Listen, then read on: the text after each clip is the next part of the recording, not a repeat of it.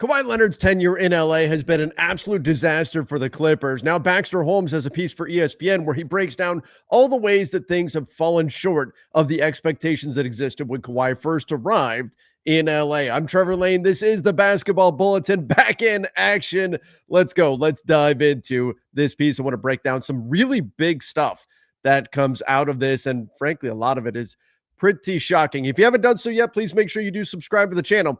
So this starts off telling the story of Steve Ballmer when he first purchased the Clippers for what now looks like an absolute bargain, $2 billion. And you compare that to the $10 billion valuation that the Lakers just had when the majority stake was sold to Mark Walter. We saw $6 billion for the Boston Celtics. Franchise valuations soaring around the NBA. So $2 billion at that point was a record deal, raised some eyebrows, but is, I think, a bargain at this point. So essentially, Ballmer said, look, we're going to win championships. That's what we want. He said, I'll boldly say the Clippers will win many, many more Larrys, talking about the Larry O'Brien trophy, in the next 26 years than they did in the last 26. Well, maybe that's a little bit of a low bar because the number of Larry O'Brien trophies the Clippers had won to at that point, as well as at this point, it is 0.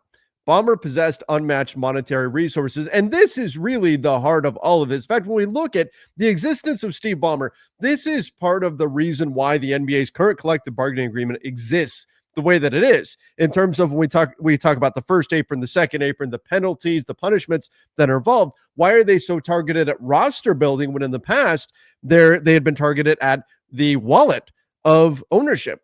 The reason why they had to make that shift was not just because of Steve Ballmer, but certainly in part because of Ballmer. Why? Because his wallet is bulletproof. He has so much money, he could buy every team in the NBA. That's how much money. He is so far beyond anybody else in the NBA in terms of wealth that he could do whatever he wants. And so when you talk about penalties that target the wallet of ownership, well, it doesn't matter to Steve Ballmer. So those penalties aren't penalties at all to him. They're not restrictions at all to him. So instead, you have to hurt him with something he does care about, because he doesn't need to care about the money part of it. Hurt him in a way that would prevent the team from actually building out the roster. So when we look at the deepest pockets that he's got, well, it's changed the way that the NBA is running. All right, so 11 years later, Ballmer's biggest and most ambitious bet to deliver on that championship has failed on the court. During the 6 seasons since the Clippers' blockbuster 2019 acquisition of Kawhi Leonard, the team has won just 3 playoff series. All right, that failure extends further because from nearly the moment Leonard signed in LA, Ballmer and the team have drawn unprecedented and serious scrutiny from the league office and the rest of the NBA. You can see what is going to be described here is basically a tug of war between the Clippers doing what Kawhi wants and the Clippers following NBA rules. And those two things have often not gone together. And that is a big part of why the Clippers find themselves in the situation they're in, which, if you've been under a rock over the last few weeks or so, you know that the NBA is investigating the Clippers once again because of Pablo Torre's podcast, in which multiple podcasts now at this point, in which he has uncovered some information that may suggest that the Clippers and Kawhi, and in dealing with this third company aspiration, were maybe avoiding, let's say, the rules of the NBA's salary cap and collective bargaining agreement and funneling extra money to Kawhi Leonard that way, which would be, I mean, if this turns out to be true, if the NBA finds evidence and they find the Clippers are guilty of this and Kawhi Leonard is guilty of this, Donnie talked about it, I believe it was yesterday. The penalties could be absolutely staggering. I mean, we could be talking about Kawhi Leonard not being a Clipper anymore. Like, his contract could be voided. The Clippers could be prohibited from signing him. He could have to return the money. I mean, the Clippers could face many, many, many draft picks could be taken away from the Clippers. Like, this could be catastrophic if they're found guilty of this. That's why all of this is such a big topic. The Clippers have faced 2 separate lawsuits alleging tampering violations involving Leonard. If you remember, during like the Raptors games and stuff like that, back when Kawhi was with Toronto, the Clippers made their presence pretty known at that point. The Clippers have been fined at least twice by the NBA for violation of league rules involving Leonard, and then there have also been at least 3 NBA investigations into the Clippers involving Leonard. The shadow of the latest one, which I just talked about, is still hovering over the Clippers right now. Ever heard of the Sleeper app? Well, here's a little secret. It's more than just a platform for season-long fantasy leagues. This year, millions of users enjoyed playing fantasy sports on Sleeper. But the app offers so much more. There's live stats, real-time updates, and visualization on all stats. There's a news feed where you can get lightning-fast updates on your favorite players and teams, and a real-time chat where you can engage with other users about individual plays and performances during the NFL and NBA seasons. So download the #1 sports app and experience it yourself today. And when you do, use promo code Bulletin and you'll get up to $100 match on your first deposit. Terms and conditions apply. See Sleeper's terms of use for details. Currently operational in over 25 states. Check out Sleeper today. The team centerpiece is Kawhi Leonard. Yes, they made a bunch of moves over the summer. They added Chris Paul. They added Bradley Beal. They added Brook Lopez. Look, I've talked about it before. I think that within the confines of not wanting to take any deals going past 2 years onto their books, I think the Clippers did about as well as you could expect. This summer, they added significant pieces. Are they a very old team? Absolutely. They're going to have to invest a lot into Advil, ibuprofen, Bengay, whatever it is that they need in order to get through. Icy hot, I suppose, in order to get through the season. This is a very, very old team, but also a very small window for this team. They know in 2 years they're going to pivot one way or another. They're going to pivot. Their team's going to look very different. This is a 2-year window with Kawhi Leonard and James Harden, and they will look significantly different in 2027, perhaps even as early as the summer of 2026, unless all this stuff doesn't go the way they want. Then their team could look very, very different in November. We'll see. The team centerpiece remains Kawhi Leonard. Several rival executives said the Clippers' initial investment in Leonard, though it came at what was deemed a steep cost, was a smart move that any team would have made. But looking back, the deal was an effing disaster. Yeah, look, I don't fault the Clippers for making the move to get Kawhi Leonard. I don't fault them for doing what they did, and we're going to get into that in just a second. I think most teams would have made that decision, especially with the context of the Lakers in LA. That was a big part of that decision for the Clippers to give up what they gave up in order to go get Kawhi, and we're going to get into that in just a moment. This last investigation, hit the nail on the head. This last investigation is different. This one directly calls into question Steve Ballmer's character, right? Because it's alleging that he's going around NBA rules, doing shady, underhanded stuff in order to get Kawhi Leonard to the Clippers. At some point, quote, Steve has got to get out of the Kawhi business. That's coming. I would be surprised at this point if the Clippers did anything to keep Kawhi after his deal expires in 2 years. Let's say all this stuff blows over. 2 years from now, is Kawhi Leonard still a Clipper? No, probably not. Probably not. They need to move on. The franchise, the organization, they need to move on and clear the air around them and sort of take back this team. All right, let's get into this. July 5th, 2019, Clippers executives sat together in a conference room. The walls were thin. Anxiety was high. For days, everybody had been worried that the superstar free agent that they've been chasing for years, the player they believed could instantly transform their franchise, would at the last minute scorn them for the Lakers. Again, that was a big part of that decision. They had met with Leonard 4 days earlier and learned that he would sign with the Clippers if they acquired Paul George from OKC.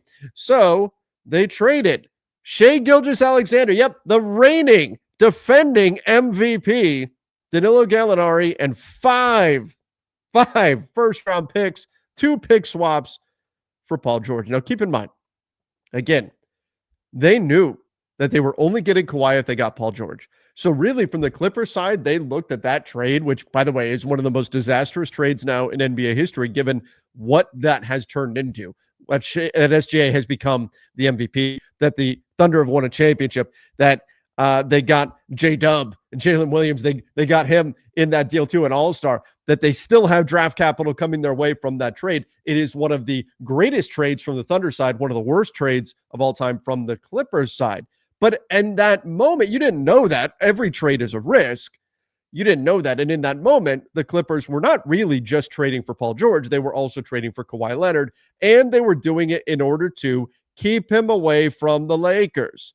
The Clippers decided that what they couldn't allow to happen is Kawhi not only to say no to them, but to say no to them and then join the Lakers and have to watch Kawhi play for the Lakers from then until he retired. So they were, number one, on the optimistic side, hoping that Kawhi would win championships for them. But number two, they were trying to play defense and keep Kawhi from going to the Lakers. They were trying to accomplish both goals. with that trade. All right. Ballmer was concerned about the number of draft picks given up, as anybody should be, and some staffers feared the deal would have ramifications similar to the Brooklyn Nets Boston Celtics swap, where the Celtics acquired 3 first-round picks for Paul Pierce and Kevin Garnett, and that ultimately set the Clippers or the Celtics up for the next decade, yielding them Jason Tatum and Jaylen Brown and leading to a championship. Ironically, that is basically exactly what happened for the Thunder. The Thunder traded away Paul George, won a championship. The Celtics traded away Paul Pierce, won a championship. Apparently traded away a guy named Paul, and you win championships as long as you can get the other team to pay way too much. The Nets, meanwhile, went nowhere in that deal. Yep. Acquiring George was one of several requests. All right, here we go. Let's get into the meat of this. Made by Leonard and his camp, led by the infamous Uncle Dennis Robertson, who outlined a series of asks for the Clippers. Those requests, get ready to laugh. Those requests included part ownership of the team, access to part ownership of the team? A player can't own a team. Oh, man. He wanted an ownership stake. Could you imagine? Imagine if you could give up an ownership stake of the team as part of a player's contract. Imagine that. How much of a let's say a 27-year-old LeBron was on the market. What percentage of a team would somebody give up in order to get that guy? Could you imagine? Part ownership of the team to Kawhi Leonard, access to a private plane, a house, and get this, guaranteed off-court endorsement money. Huh. That's quite a aspiration for them to have. Just saying. Pun obviously intended. But check this out. The Toronto Star reported that on September 9th, Robertson also asked the Raptors for ownership stakes in outside companies. Oh, fine. I can't own the team. Then give me other stuff I can own as part of this deal. This is insane. And corporate sponsorship deals in which Leonard wouldn't have to do anything in return for the money. Wait, what? What's that?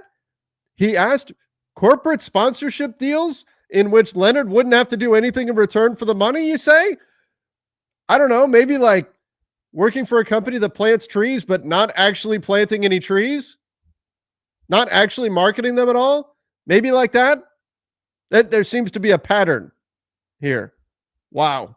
These verbal requests fell outside the boundaries of the league's collective bargaining agreement. While the Clippers didn't say yes to them, they did say yes to others. For example, Robertson wanted Leonard to be able to live in San Diego rather than LA, which is where Kawhi went to school. Leonard would commute via helicopter, and he later moved to Los Angeles. Clippers said, okay, all right. I mean, that's whatever. That's fairly normal, right? He wanted Leonard to remember, if you guys remember Phillip Rivers when he played for the Chargers and the Chargers went up to LA, and then he had the Rivers mobile and all that, like that's no big deal. He wanted Leonard to be able to skip some media obligations and team community events. Clippers agreed. He wanted the team to promise to market Leonard individually. The Clippers agreed. He wanted Leonard to be able to bring some of his own people into the organization. The Clippers agreed. Now, are any of those things necessarily red flags? I mean, no, a lot of teams do what they can to try to help out their star level players and things like that. But I think it is kind of setting up this pattern where the Clippers just continue to bend over backwards to do everything they can to appease Kawhi Leonard. But at some point, and I think we're probably here, at some point, the juice isn't worth the squeeze. And I think that's kind of where we're at this point. Most importantly, Robertson said there would need to be strict protocol about how to talk to Leonard publicly. And this actually talk about Leonard publicly. And this actually got the Clippers in trouble. That was to say nothing unless absolutely necessary, which is funny because it kind of reflects Kawhi's overall personality, in which he really doesn't say very much. Rival head coaches told ESPN the last request is not unusual, and the Clippers, seeking to establish themselves as a star-friendly organization, agreed. They badly wanted Leonard. They even fired one of their own broadcasters, Bruce Bowen, in 2018 after he made what they viewed as negative comments about Leonard. They're very careful to sort of craft the message around Kawhi Leonard. An earthquake hit when Leonard and Paul George signed. Maybe it was an omen. I don't know. When Leonard was signed and Paul George was traded for. I remember that night. That was absolutely insane. It was bonkers. Nobody saw that coming. That was the infamous Patrick Beverley being in Las Vegas for Summer League, jumping up on, I'm paraphrasing, but jumping up on a table and celebrating and at a restaurant in Vegas and all that. But excitement swept over the Clippers franchises, but multiple sources say a separate emotion began creeping into the organization, and the feeling was fear. That is indeed a terrifying sight right there. Now, this is not something that's necessarily unusual. As the article notes from Baxter Holmes, NBA teams have long lived in fear of upsetting their stars, a sentiment that predates Leonard's arrival in Los Angeles and is prevalent across the league. Given the Clippers' past and the future they hope to forge, that dynamic was compounded. The Clippers were desperate to prove they knew how to accommodate star players, which is, again, what the Lakers have long been known for. So the Clippers constantly been in the Lakers' shadow and are trying to prove that they've been on that same level. And part of all of this was about not allowing Kawhi to go to the Lakers. Just 8 games into Leonard's first season, one of the Clippers' first promises to be silent when it came to his health was tested. He sat out a game for load management due to an undisclosed knee injury. And in this situation, then Clippers coach Doc Rivers said Leonard feels great. And then soon after, the Clippers received a call from a reporter seeking comment after learning that Leonard's health wasn't so great. The NBA looked into it and found out that Kawhi was actually injured, and it was more significant than the team was saying, and they were fined $50,000. So essentially, you've got the Clippers who are understandably being asked about Kawhi's health. Hey, he's sitting out. How is he? Is he okay? Is he healthy or not? What's going on? And the Clippers say, because they have been told by Kawhi, no, or Kawhi's camp, don't say anything. The Clippers say, oh, he's great. He's fine. Everything's wonderful, when it's not. And they can't do that. And so then the NBA investigates and they find out the Clippers are actually not telling the truth about his health. So the Clippers are kind of caught in the middle here, where Kawhi is saying, don't say anything. Do not talk about my health or my status. And the NBA rules say, well, you have to give updates on players and you can't falsify those. You have to tell the truth about these situations. So you've got this sort of tug of war with the Clippers caught in the middle between league rules and Kawhi Leonard. And they're stuck trying to walk this very, very fine line. Now, the Clippers had watched from afar how Leonard's tenure with the Spurs had ended because of a rift over how to manage his health, and they didn't want to go down that path as well. The Spurs believed, after consulting with medical experts, that Leonard's condition was degenerative and irreversible, and Leonard's camp disagreed, and that was part of what led to the split between Kawhi Leonard and the Spurs. Kawhi Leonard requested a trade in 2018 with 2 years left on his deal, and he wound up going to the Raptors and then winning a championship in Toronto. DeMar DeRozan in that deal went to the San Antonio Spurs.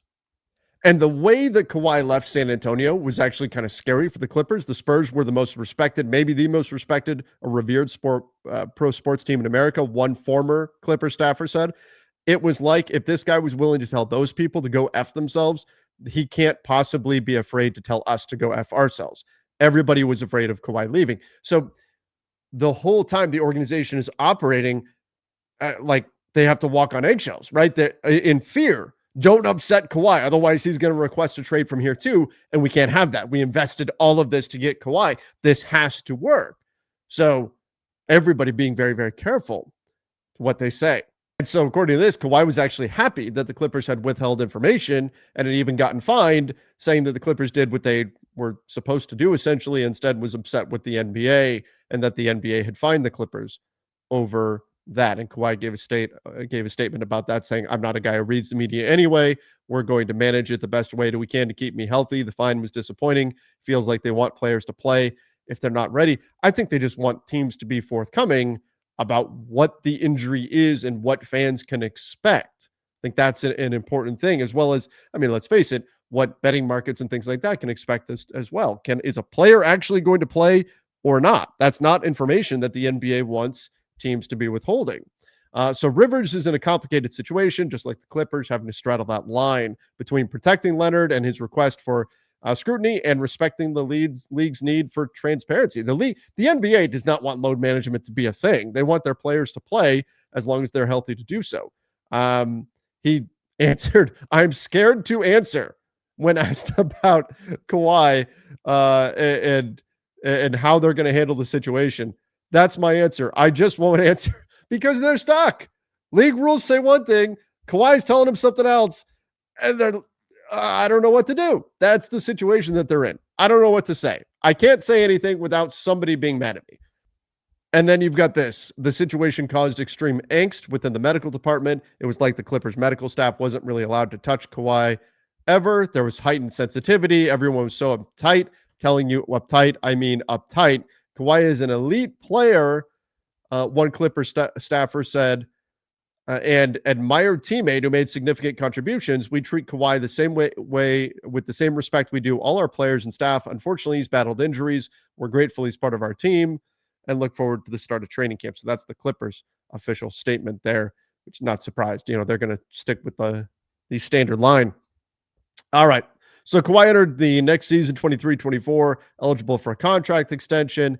Because of that, he could wield leverage. Leonard had been eligible for a 4-year, 220, or the Clippers had leverage, $220 million contract extension. But if Leonard was seeking a better deal, he had to threaten to test the free agent market, and any prospective team would want a thorough medical examination, including any information that Leonard and his camp had sought to keep private. The medical information could, in the hands of another team, be leaked. And so that actually gave the Clippers leverage over Kawhi in that negotiation, because they said, hey, you don't want your medical info out there. If another team is going to threaten to sign you, if you're going to consider going elsewhere, they're going to want to do a medical exam, and you go do that, that other team might leak the info. You know, we're not going to. We've been fined for not saying enough about your medical info. So, hey, how about you stay here? How about you not worry about other teams? How about you just focus on staying here, and we'll keep all your information private?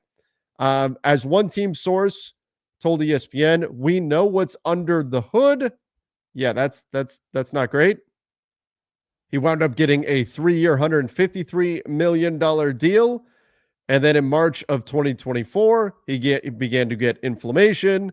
And Leonard played just 2 games. The Clippers' 6-game series lost to Dallas in the first round of the playoffs. It was the 4th straight Clippers postseason marred by either a Leonard injury or his absence because of one. So everything, the Clippers pushed these chips into the center of the table in order to get Kawhi.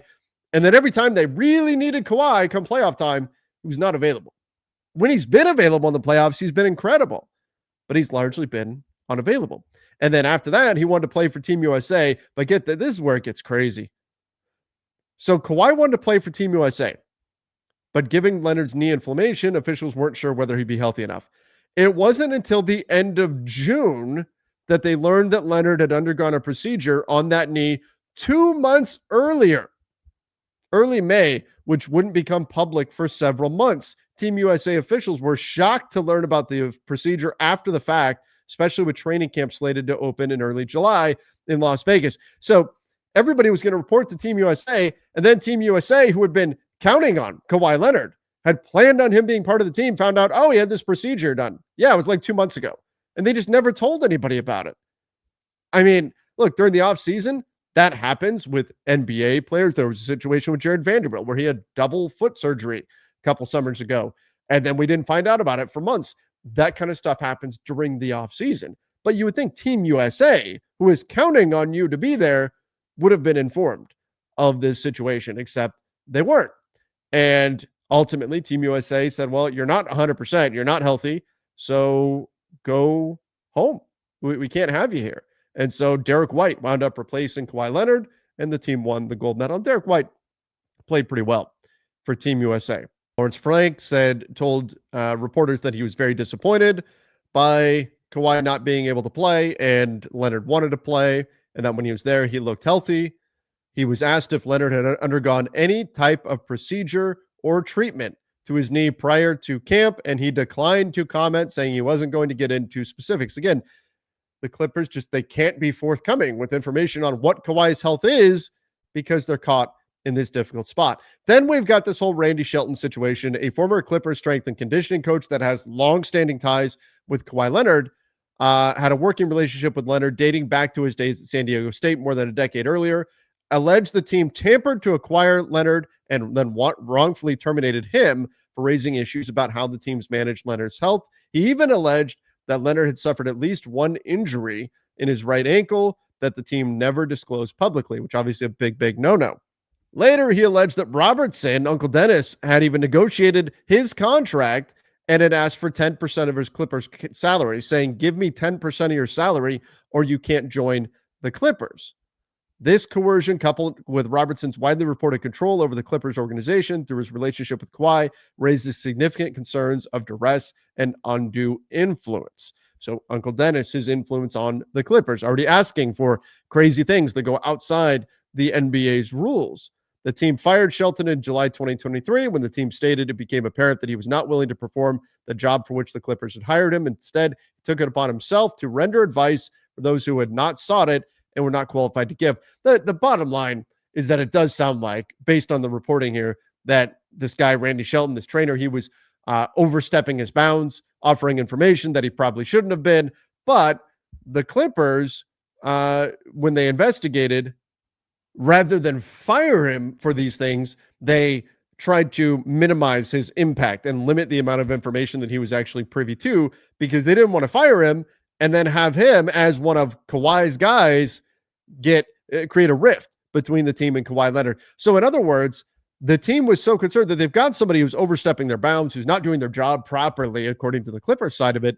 And they're so worried that because this is one of Kawhi's people here, we don't want to fire him and then risk creating a rift with Kawhi Leonard. Again, the Clippers doing everything they can to appease Kawhi Leonard. That's why I think, part of why I think when all the dust settles and Kawhi finally leaves the Clippers, it may wind up being like a breath of fresh air. And I think it also begs the question, if the NBA were to just come in and void Kawhi's contract, which is kind of what they did in the Joe Smith situation, 25 years ago, would that even be a negative for the Clippers? Or would that be like a breath of fresh air for them? Would they actually be happy about that? Is that really a punishment at all for the Clippers if Kawhi's contract is voided? He's certainly worth $50 million when he's on the floor, which is what he's making over the next 2 seasons, $50 million and then $50 million again. Not quite exactly. He's actually making $50 million next season and $50.3 million the season after that. But nonetheless, would that even be a punishment if the NBA were to void Kawhi's contract? I don't know. I mean, I think you can make the argument as to no. So what's the alternative? Could you void his contract so they don't have the player and then leave the cap hit on the books? Could you leave a cap hit on the books so the Clippers wouldn't have added flexibility? Could you leave a cap hit of the amount that he got from aspiration on the Clippers books? Maybe something like that? Because I don't know that voiding Kawhi's contract at this point would even be a negative for the Clippers. Not only just in terms of, is he worth $50 million, but in terms of, would this clear the air around the organization if he were to just go? I think it's an interesting thought there. But Shelton said the Clippers first contacted him in 2017. Yeah, he was still a San Antonio Spur then. When he was under contract with the Spurs and suffered an ankle injury against the Warriors, Shelton said a Clippers executive, Mark Hughes, contacted him to seek private health information about Leonard and expressed the need for discretion. Why would you need discretion? Yeah, because it's against NBA rules. You can't have people for one team contacting personnel to get information about players that are under contract with another team. Can't do that. And that's what Shelton is saying happened, that they talked 15 times on the phone and had at least 7 meetings. Why? Because the Clippers were setting up a run at Kawhi Leonard that was going to happen years later. Now, one former Clippers staffer was asked if tampering rules were violated and said, everybody tampers. That may be true when we talk about free agency. Do teams contact players ahead of time? Or are back channels used and things like that? Do teams really come to agreements with players moments after the buzzer sounds for the start of free agency and they haven't had any kind of discussions beforehand? Probably not. I think the NBA, if they're being adults about it, they know that too. But not everybody goes to these extremes when it comes to tampering, to years in advance of the player hitting free agency, finding out medical info about them. The team cannot possibly want the NBA opening its cupboards again. I'm telling you, that is bad. It makes you wonder, really, if all of this stuff is what we are now finding out, what we know about the way the Clippers have been operating, what don't we know? Like, what are the other things that the team doesn't want the NBA looking into when they open their cupboards? That's a scary thought. Reports started gathering. This was just an anecdote about Kawhi working out and how they try to control the information and made the media not film Kawhi working out after he had been out for a number of time. Uncle Dennis was stopped the media from filming. Just Kawhi constantly trying to control the information that's around him. Even he faked like he was going to shoot, and then when he saw the media was watching him, he stopped. And then Uncle Dennis made the media leave, made the Clippers make the media not film him shooting. Which, by the way, is totally normal. If media are in the building and they see a player who hasn't been playing for an extended period of time off to the side working out, they're going to get pictures of it. They're going to want to see how the guy is. They're going to take film of it. But Kawhi didn't want that information out there. Uncle Dennis was in the Raptors championship photo, the only family member to be there. And then this was a situation where the Clippers had listed Kawhi as out, had listed him out multiple times on the injury report in 2025 back in January. And then suddenly he's playing. A reporter, Chris Haynes, tweeted that he was playing. And then the Clippers PR account posted an update saying he had been upgraded to questionable. And then Ty Lue said nothing changed. He was in the whole time, but I didn't want to hear from all these media guys, so I tried to protect myself as long as I could. So in other words, the Clippers knew Kawhi was playing. That's what Ty Lue just admitted. The Clippers knew Kawhi was playing and just continued to list him as out because they didn't want to take questions about him. You can't do that. You can't know a player is playing and lie about it on your injury report. You can't do it. And then Ty Lue just said, I can't remember, when asked for details on the situation, when asked what his minutes restriction would be. Bottom line, the farthest the Clippers have advanced is the West Finals in 2021. They famously blew a 3-1 series lead in 2020 against the Denver Nuggets in the second round. And SGA, on the other hand, has been an MVP. Oklahoma City has won a championship. The picks that they owe are still paying off for OKC, and the Clippers are in a precarious position again due to the investigation that everybody has been buzzing about. Kawhi, I love this. For now, Leonard remains under contract for 2 more seasons. The Clippers don't control their first-round pick in the next 4 years. Their unprotected first in 2026 go to the Thunder, and they have the right to swap first-round picks with the Clippers in 2027. That will help the Thunder sustain a potential dynastic run built around the players the Clippers gave up in hopes of building their own dynasty. Multiple GMs and other league executives said they expect Leonard to play out his contract with the Clippers, but even then, they're done building around Kawhi. They know that, and he knows that. All right, ultimately, closing the book, that everybody's just waiting to be closed. We all know that this has been a disaster for Kawhi, a disaster for the Clippers. It has not worked out at all the way they did. I don't fault them for doing what they did. Even with hindsight, you knew why they were doing what they were doing. Every trade, every move you make is a gamble. Yeah, look, the Celtics thought they made a good deal getting Gordon Hayward. Game 1, he horrifically breaks his ankle, right? Foot was pointing the wrong direction. Like, there is an unpredictability to this game. That's just sports. But this has really not worked out for the Clippers, and now it's done. It's over. The Kawhi Leonard situation with the Clippers, it's over. Whether that happens via the NBA stepping in and voiding his contract because of this latest aspiration mess, or it happens because Kawhi's contract runs out in a couple of years, either way, the Kawhi Leonard era in LA, it's done. It's over. The clock is ticking. Everybody knows what's going to happen. And 2 years from now, one way or another, maybe sooner, Kawhi Leonard won't be a Clipper anymore. And this team is going to pivot. This organization is going to pivot, and they're going to go another direction. In the meantime, they'll try to win with the pieces they've got. As old as they may be, they're going to try to win with the pieces they've got. And who knows, maybe it works out for them. But the lifespan of the Kawhi Leonard era with the Clippers, it's coming to an end. All right, everybody. I appreciate you hanging out with me while we went through what a mess this whole situation has been. Please make sure you do subscribe to the channel and give me your thoughts in the comments down below. What should happen? How should this all come to an end for Kawhi and the Clippers? Till next time, everybody. See ya and stay safe.